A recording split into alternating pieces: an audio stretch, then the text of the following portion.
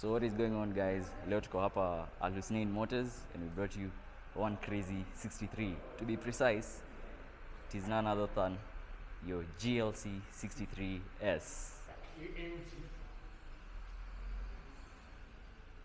So guys, you do have your very long hood because obviously the car has a big V8 in there.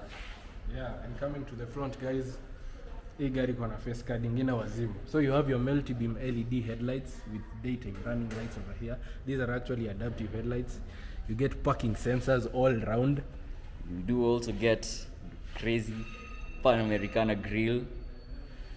And you get your Mercedes logo over here. And behind this logo is actually where you get the sensor for the Distronic Plus adaptive cruise control. Right over here you get your air ducts that supply air to the intercooler, which cools the turbo.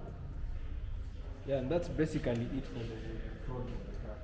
So guys, welcome to the side profile of the GLC63s AMG. And tukuje kwa wheels, you get your 21-inch alloy rims, and inside you get your perforated disc brakes and 6-spot brake calipers, bro. You can imagine the amount of stopping power in this beast. Alafu ukikuja hapa, you get an air duct to supply air to the brake rotors for maximum cooling. You do also get 265, 40, R21 tires at the front. Your V8 by turbo badging to remind you of the crazy V8 that's under the hood. It's actually a 4MATIC Plus, guys. Yeah, not your usual 4MATIC. At the back you have your 295, 35 R21s. So guys, at the back you get wider tires than the front, so for better handling. Because the GLC63 is rear wheel drive biased most of the times. So guys, hapa nyuma you get you also perforated disc brakes with 2-pot brake calipers. So guys, tuko hapa tukingojea this beast kwanza anyamaze, but in the meantime kuja nionyeshe. The bigger brother has a version.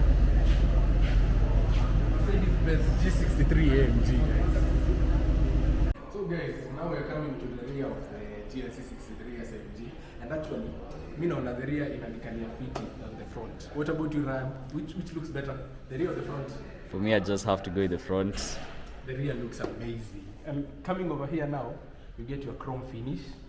You do also get it around your mirror, your windows on the side, because at the end of the day, it is still a Benz. And over here you get your beautiful LED tail lights. Now coming to the rear, we have your GLC63s badge, an AMG logo, kuonyesha watu wako nyuma wasikudharau.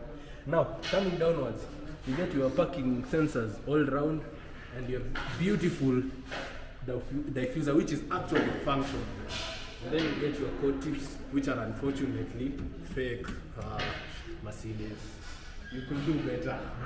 At the end of the day, this car still does churn out 503 Mercedes, horsepower. Seriously, fake quad tips. Really, Mercedes, you can do better. We need real. So guys, coming to your rear, you do have your trunk lid opener, which is your badge, usual German stuff. Power trunk lid. To reveal a massive boot space. How many cabbages can you fit here?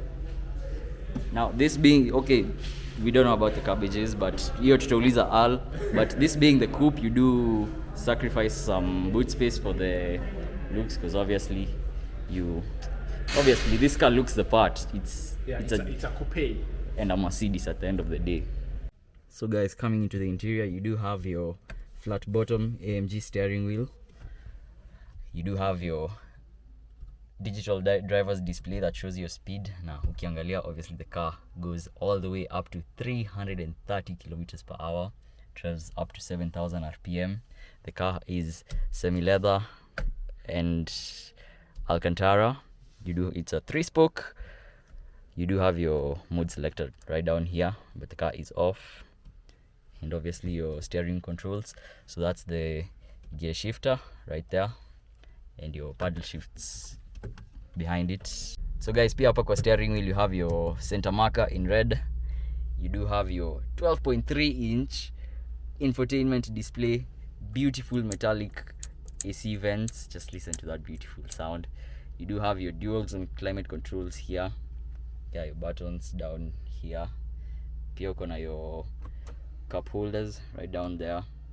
This touchpad right here controls your infotainment screen.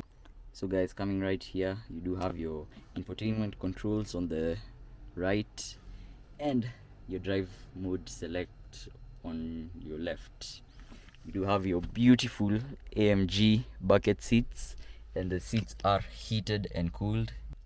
You also have your seat controls down to the side, and the car does have a Burmester sound system.